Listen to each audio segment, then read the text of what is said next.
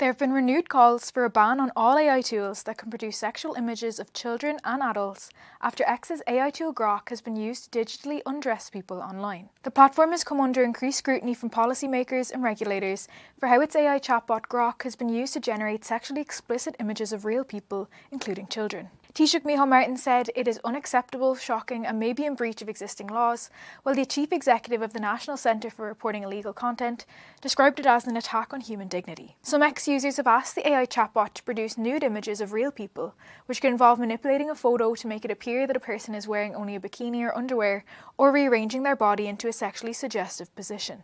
Irish regulator Commission Naman is engaging with the European Commission, which is responsible for the oversight of platforms like X on issues relating to Grok.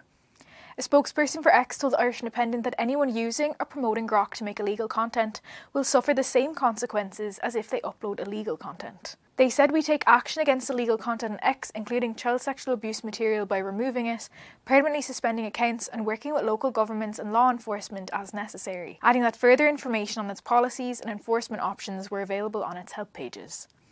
The Chief Executive of Hotline.ie, the National Centre for Reporting Illegal Online Content, Mick Moran, said the generation of intimate images through so-called nudification tools constitute an offence under Coco's law.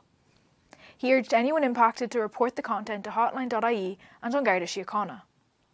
Gardaí have previously warned how offenders are leveraging AI tools to produce hyper-realistic deepfake images and videos often used to manipulate or blackmail children.